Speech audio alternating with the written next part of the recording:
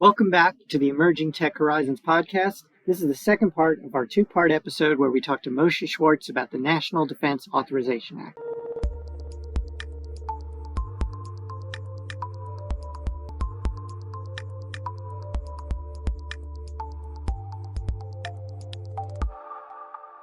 All right, so one of the big players in the world of emerging technologies these days in defense industry are small businesses, whether those are the traditional suppliers of DoD or those new businesses trying to enter the market or those commercial companies springing up in Silicon Valley, Boston, Austin, all over the country.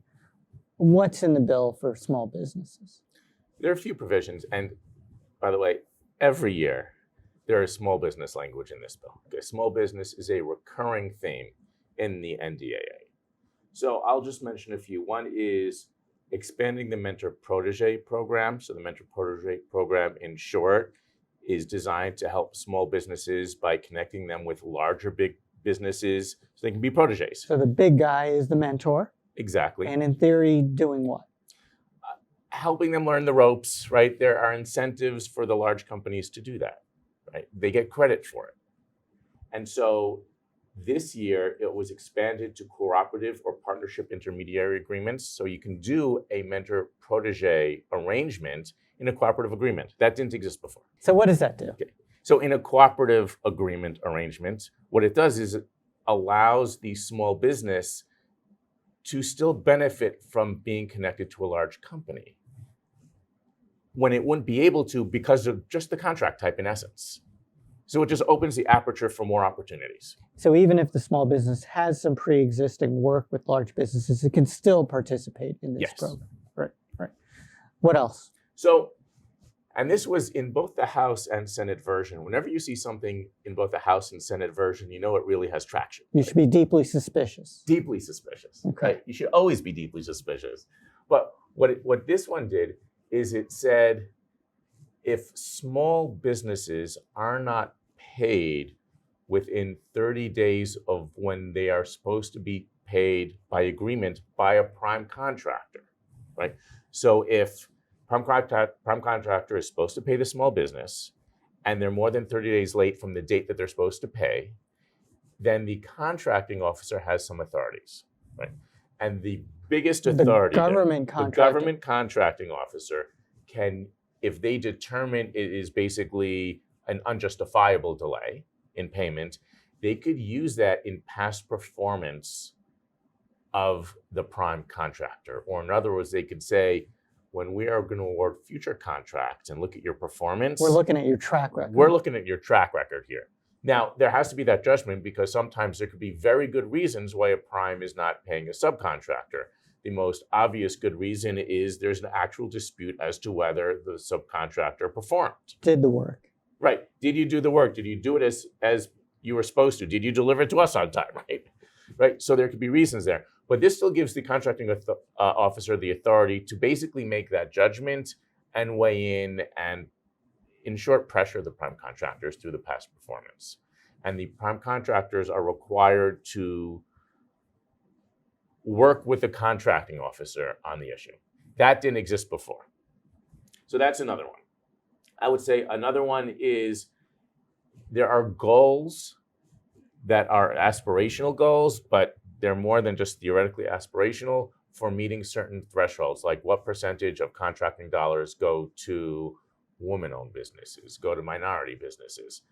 This year, they increased the goal for service-disabled veteran-owned businesses. And is that only in the Department of Defense or across that one, I the federal believe, was just the Department of Defense, which that's a great larger question. Because the bill is designed and has a jurisdiction for the Department of Defense, the only way they could be touching other agencies is if other committees in Congress are on board. Agree. Right. You can't slip something in past them. Not really, and not unless they're really sleeping, Mm-hmm. right? Yeah. So if you're trying to get something into the bill of the NDAA, the easiest way to do it is to write it in such a way that it just applies to DoD, because if you start expanding it to other jurisdictions. Now you might have to talk to the Senate Homeland Security. You might have to talk to House Oversight. You might have to talk to small business, which is what we're talking about right now. Now, sometimes those committees will come to you and say, please put this in, because they don't have a bill to do it, like we talked about earlier. But yes, so usually these things are just Department of Defense. And then the other one I want to mention is extending the pilot for streamlining SBIR and SITR transition, right? So that requires DoD to award multiple award contracts for buying technologies, right? So SBIR, that expires every few years. Small Business Innovation Research Program, right? Yes, and Okay. technology, Mhm. right? That expires every few years and has to be renewed every few years. And we've been doing this for decades, Mhm. right? So that's another one we're going to have to see that in a couple of years, that one get extended. And so this one was aimed at helping those research projects get out of the research phase and into further development, potentially even procurement. Right, because it was only open to SBIR, STTR projects. So you had to have had one of those in the early phases to be eligible for this. That was the intent. So, another acquisition provision which may be of interest to the small businesses is something on commercial solutions opening. So there's a section 813, which is called Focused Commercial Solutions Opening. So what is a commercial solutions opening, and what does this one So do? commercial service openings are very similar to broad agency agreements. Announcements. Announcements, right. They're very similar to broad agency announcements. Right. With the exception that the CSOs are broader. And what I mean by that is they can be used to acquire innovative commercial items. They can be used for technologies or services. Yeah, because traditionally the broad agency announcements were used for researchy things. Not traditionally, they can only be used for basic Legally, they can only and be applied used. research. Okay. So the CSO just, again, opens the aperture. It's opening the aperture for that. And so this type of provision generally will appear when Congress is saying, we gave you this authority, use it. And there's a perception, arguably, that it wasn't being used. So what this provision does is it says DoD, working with the services, you have to at least 4 times annually do a CSO, right? And use those authorities. It could be to acquire goods, it could be to acquire services, but you have to use it 4 times, and it has to be focused at addressing a mission of a geographic combatant command. So this is back to the needs of CENTCOM, the needs of Indo-PACOM. Correct. Okay. Absolutely. So they're doing 2 things here. They're saying, use the CSO authority, let's broaden the opportunities, and let's focus on the geographic combatant commands. Now, the CSOs have been used. Yeah. I mean, I think most interestingly as part of Operation Warp Speed. Correct. And that might be an interesting story for another time, right? But you're saying that there's still some frustration. Hey, this is an interesting, useful authority. Use it more. Right, or at least use it for the geographic combatant commands. Right. And this is not the only provision that talks about geographic combatant commands. There seems to be a theme, and this isn't just for emerging technologies, there seems to be a theme across the NDAA of going down to the combatant command need. So for example, there is a provision in the NDAA that says the combatant commands, certain combatant commands, but primarily the geographic ones, can bring on a person to advise on foreign military sales and security assistance. There is another provision that says the combatant commands should get a CFO or someone to help with commercial technology procurement. Chief Financial Officer, Yes. thinking about commercial procurement for the needs of the geographic combatant commands, because the needs of the Pacific are very different than the needs of Europe. Those are very different scenarios right now, right? So there's a broader what's going on in the geographic combatant commands, what are their needs? And this reflects Congress's maybe frustration that they are hearing that the combatant commanders are not getting what they claim they need. Arguably. Right. Because sitting between those combatant commanders and the industry folks who provide those things is the set of military departments and the DoD acquisition system. Well, and geography in reality. I mean, that matters, right? Geography matters. Yes, so what you see is both DoD giving authorities to the combatant commands, right? Like these positions that we talked about. We see them requiring DoD to do certain things for the combatant commands, like here saying use 4 CSOs a year, focus towards that. And sometimes we see them requiring inputs from the combatant commands, like we talked about earlier, the unfunded priorities, which they get from the combatant command. Is this sort of voice of the customer a little bit? I would think so. It's getting to the people, right? Right. Getting to the people. So we mentioned earlier the Joint Energetics Transition Office that's mandated in this NDAA, this fiscal year 24 NDAA. What is the, what's the prerogative, what's the right of Congress to reach in and rewicker the wiring diagram of the Pentagon? It is their prerogative. He who has the gold, right? And writes the law, I suppose. And writes the law, makes a lot of the rules. And that is the reality. But yeah, that is their prerogative.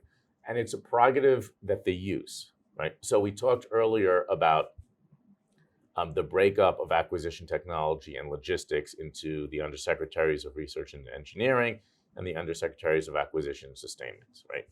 They've done it in a few other important ways, and there were provisions in this year NDAA where they, in some cases, did something, in other cases, almost did something and chose not to. Mm-hmm. So a number of years ago, Congress set up the Chief Management Officer, right, to try to get a better handle on business operations of the department. And then shortly thereafter, they said, no, that didn't seem to work as we wanted.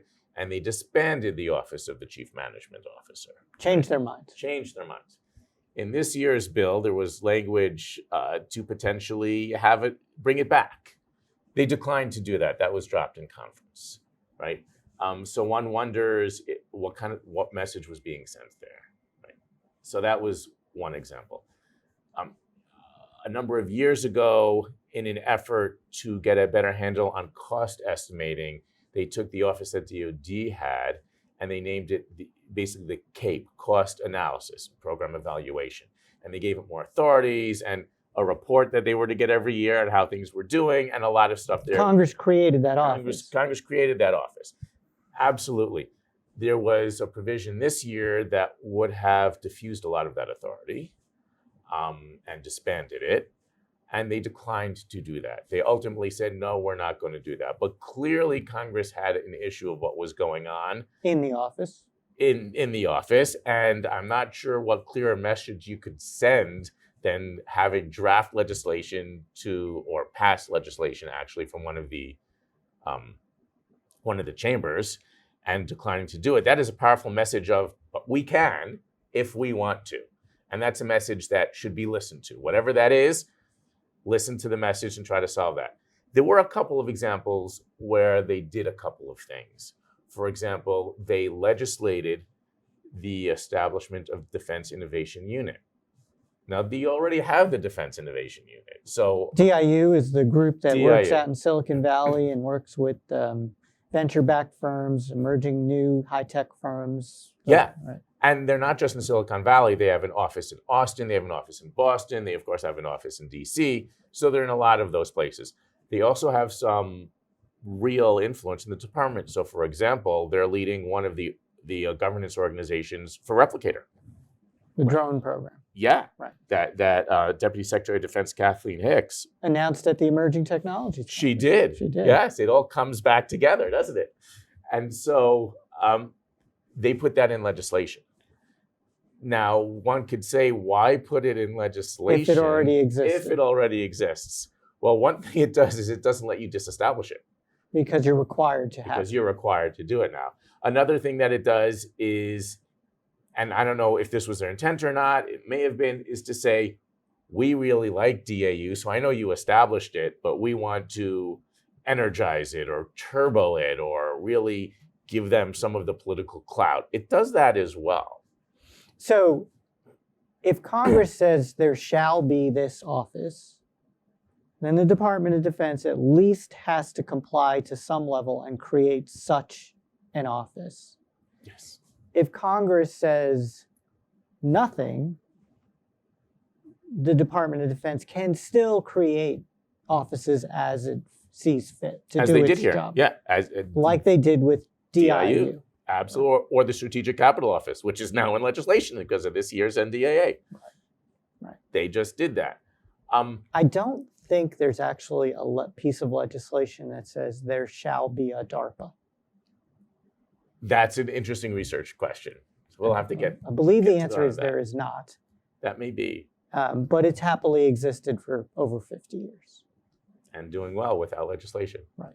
But they do that a lot. Over the last few years, they did that with the commercial items group that they put in DCMA, Defense Contracting and Management Agency. So they do that. How effective the organizations are, as we talked about before, really depends on how much DoD embraces it. But since DoD started Defense Innovation Unit, it's already there. Yeah, because I could see the reaction from the executive branch side, from the Department of Defense side. Why are you telling us how to organize ourselves? This is not a priority for us like it's you. If you want me to do it, I'll do it. It's almost sort of like a parent talking to a kid at that point. Right? The kid will do it grudgingly. So that is an interesting metaphor, comparing DoD to the kid and Congress to the parent. That's right. Very well done.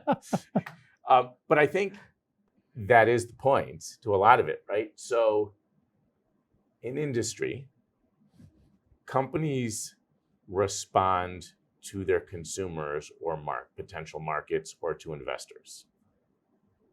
They don't just do things because they want to. They do things because there's an impetus to do that. Because if they fail, if their sales go down, they disappear. There's the incentive, the negative incentive. The negative, very negative. Well, it also is a positive incentive of you will get more money. Right. There's a very big positive incentive too. That's why people get into business in the first place, right?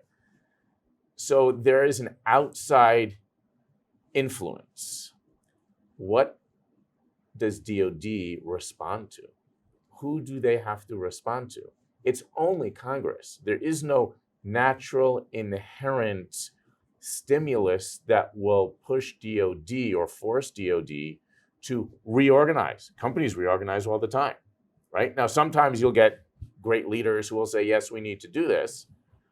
But Congress is the only outside force. It's not, I guess, in the nature of a bureaucracy to change itself. And we've talked about this with other podcasts on how difficult it is to change a bureaucracy. So what you're saying is the Congress, through the NDAA, can provide that forcing function, splitting that Office of Acquisition and Technology into two, creating this office, disestablishing that office. And I would suggest that in some cases that they have done that. In hindsight, even DoD leaders were like, yeah, that was really smart. Like Goldwater-Nichols, without going too much into Goldwater-Nichols and the history of military education. Which has kind of created the structure that we have today and have lived with for multiple decades. And the rules and roles of various players was written into the law. And it was written into the law with some senior people at DoD kicking and screaming, particularly of note, the Marine Corps Commandant, who said how, and I paraphrase, I don't remember the quote exactly, how this is jeopardizing the entire security of the United States of America. Right. And that seems to have been incorrect. So amazing power, sometimes in a few hundreds to 1,000 pages worth of stuff here. So Congress wrote all this, staffers and members fought its way through markups and floor amendments and a conference process, got signed by the president. It's law. What happens now? So depending on the provision, right? A lot of provisions require regulation to enact. They virtually all require, policy to enact, because in essence, a lot of these are top level directives, because even if you're doing a pilot program, Directives from the Congress from Congress to to the the Department of Defense. Right. Do this. Signed off by the president. Absolutely. But there's still details, right? So you have to work out the details, and it's done through both regulation and policy, and all that falls under policy and doctrine and all that other stuff. So let's talk about the regulatory process to begin with. Just because something is in law doesn't mean it is being followed. When the regulation comes out, implementing that law, that's when people start following it. So if you see a situation, say, but the law says otherwise, but there ought to be a law. Well, there is a law. There is a law, but the regulation isn't in place yet, so it's not actually being implemented, executed, and that's not nefarious. That's how the system works. Right. Unfortunately, or fortunately perhaps in some cases, we are still promulgating regulation from 2019. Oh. So some things haven't gotten in yet. And in some cases, a law is passed, it hasn't been implemented because the regulation is still being drafted, and Congress starts changing it already.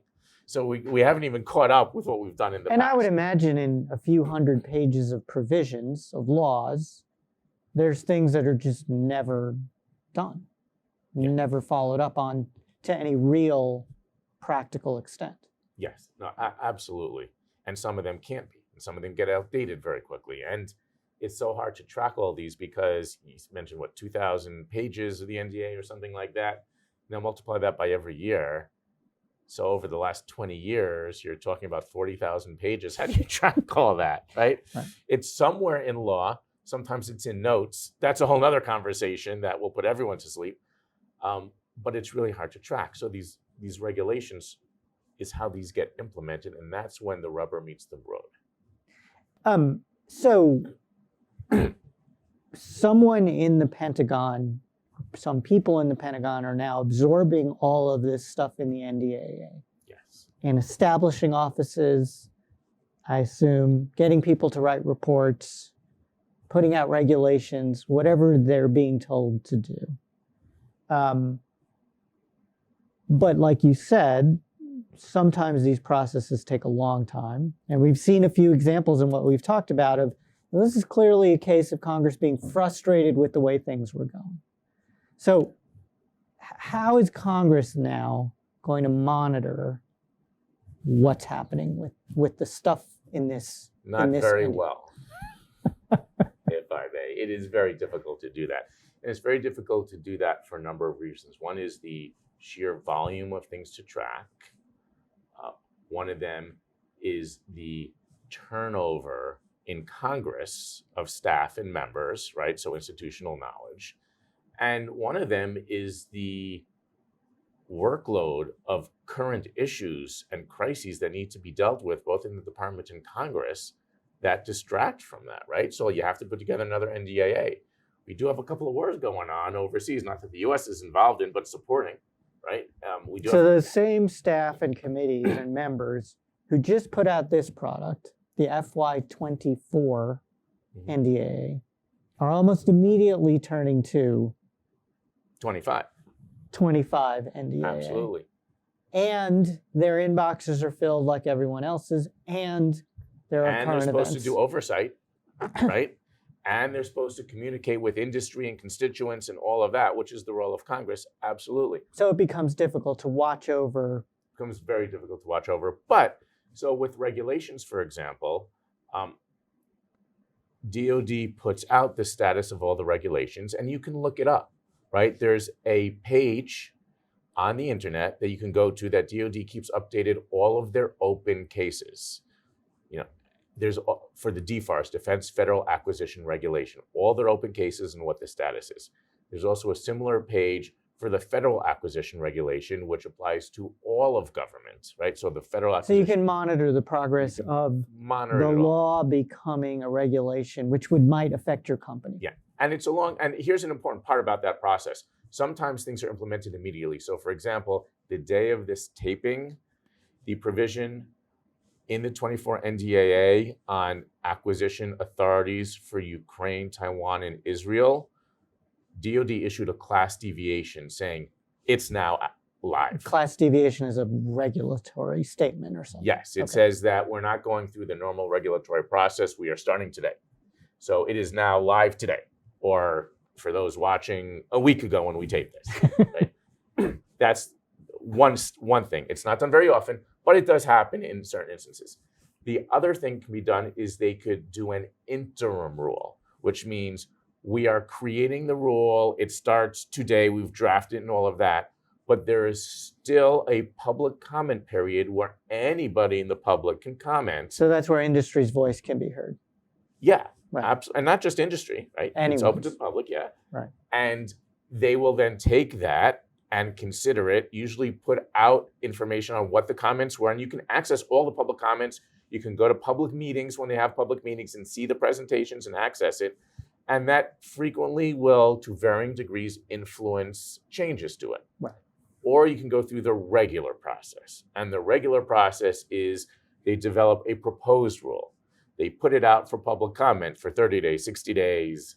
They renew it for another 60 days. That can happen all the time. And these are all ways to execute Always. the policies written into this NDAA. Absolutely. Yeah, and I guess from my time on the Hill then, we did spend a lot of time looking back at previous provisions, asking the Department of Defense, what are you doing with these authorities? Are you doing what we intended? Are you doing enough?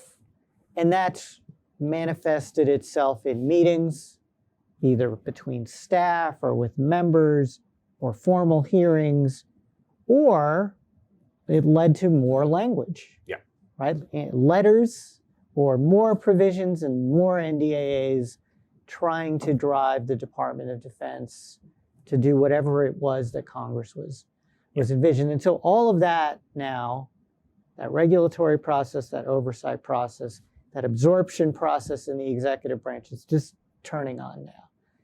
And it's both for DoD, and like you said, there's Department of State got its own authorization in here, and intelligence community got their authorization. Everybody is absorbing Yes. and starting to react. So, another thing that's going to happen soon, based on the date we're recording here, is we're going to see maybe a conclusion to the fiscal year 24's appropriation cycle as well. We can hope. We can hope. So, all of this work went into this NDAA, and we talked previously about it having its own funding tables. What's the influence of this NDAA typically on the appropriations process? So it depends on the year. I would suggest this year, not as much as other years in the immediate past. Right? So if you look at the last 2 years, the the administration sent over the president's budget, the request, right? And Congress was saying, we're not so sure about that. We may want to increase that. And then the NDAAs come out. Now, here's the important thing about the NDAA.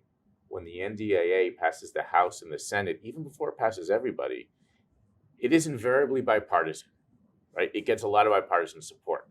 And so when that NDAA comes out with defense authorized funding that is higher than the president's budget, what it is saying is there is bipartisan support to increase the budget, right? And that frames the debate because you already know that you've got votes on both sides to do something, right? And that's what happened in the House and Senate last year and the year before that. It framed the debate of roughly how much to raise it by, and the ultimate appropriation dollars came in roughly at those levels. This year seems to be a very different kettle of fish, because the appropriations debate is at a much higher level, at a leadership level, and a much higher leadership president negotiation. And there is within parties a lot of disagreement. And so the top line negotiation for defense and non-defense was really taken out of the orbit of influence of the NDAA. So there's lots of numbers in here. Big numbers, top lines for the Department of Defense, small numbers individual projects favored by members of Congress, cuts to programs made in the request by the President and by the Department of Defense, all in this authorization bill, but take it all with a grain of salt, because we have to wait to see what the appropriators do, and they're under no legal requirement, Correct, or even cultural requirement, to follow what was in that NDAA. Yeah, and I would say take it with more than just a grain of salt, right? When the president's budget request comes over, that's not what's going to be enacted. It's the base of it. 90% is very similar. You know, there might be some playing here and there, some programs cut and all of that or added, but you now have the framework of conversation. The NDAA definitely in some years has a lot more influence than others, but there are occasions when the appropriators and authorizers do have some conversations, right? They're very different types of staffers very often because they're very different jobs with very, very different priorities, right? One is policy, one is, pencil sharpening for dollars. But there is conversation and there is an interplay that does take place in both ways, I would suggest. So the other product that we'll see, hopefully we see this final appropriations bill. The other product we should be seeing in the next couple of months, because we're at the new year here, is the President's budget request for fiscal year 25. Correct. How much in that budget request typically reflects what was in an NDAA? So it depends. So for example, last year, Cybercom was given a lot more authorities and there was some consolidation. Some of that authority that was given to Cybercom came from the NDAA, and some of their missions and responsibilities come from the NDAA. So when a budget request comes over from Cybercom, while the NDAA isn't influencing directly, you will ask for this much money, the whole request of Cybercom and the consolidation of authorities and missions, a lot of it emanated from NDAA language that created the structure of Cybercom today. So there is some ability to react. Space Force, there's another perfect example. And push it out even in the next Yes. budget request. So we're running out of time. So let's close up with the question of, how should, this is a very complicated topic. We touched a lot of things. Each of those provisions has a lot of depth to it and a lot of potential implications. So how do NDIA members think about absorbing this bill and everything that's in it? Right? So yeah, it's a great question. It is very difficult. This is almost all that I do, and yet I find it very difficult to track everything over the years and to drill into 2,100 pages, right? So I would say the first thing is hire someone like me. That's what we do, right? Listen to podcasts like this, right? This is what we go over it. It's hard. And it's hard to track the entire process and then to influence the process. Definitely take advantage of NDIA and places like that, and podcasts and Bloomberg if you have that. Talk to your members. Members of Congress. Absolutely. Talk to members of Congress. And their staff. And their staff, for sure. More likely their staff very often, and their staff, or even committee staff. That's another way to do it. And the other thing is we talked about how to access some of these, right? Congress.gov or just the website.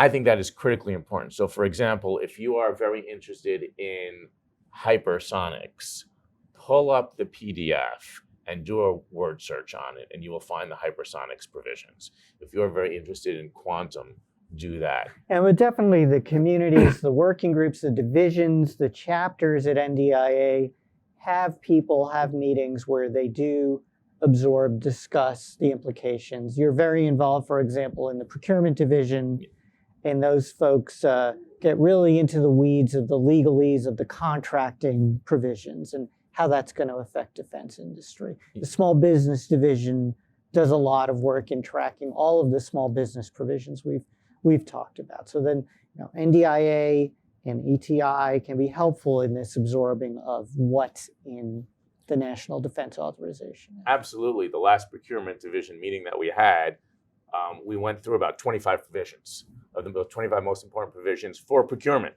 And I'm sure all the divisions are doing things And similar to most that. people manage to stay awake through the whole thing. Well, there's coffee. It's coffee. There's coffee. So with that, I want to thank Moshe for helping us sort of get to some level of understanding of what the NDAA is and walking us through some of the interesting provisions in it. And appreciate all of your expertise that you've provided to NDIA over the years. It is always a pleasure to be here. And with that, I want to thank you all for joining me for another episode of Emerging Tech Horizons podcast. I want to highlight a couple of things that the Emerging Technologies Institute is working on right now. The second annual Emerging Technologies Conference is going to be held August 7th through 9th in 2024 at the Washington Convention Center. Information on registration, sponsorship, displays, exhibits is all going to be available on our website soon. We have a drumbeat between us and NDIA of events like conferences, like webinars, short courses that are always coming out. Please check out our websites for those upcoming events and webinars. Thank you so much for tuning into this week's podcast. If you enjoyed this podcast, don't forget to hit the like button and subscribe to our channel to stay up to date with all of our latest content.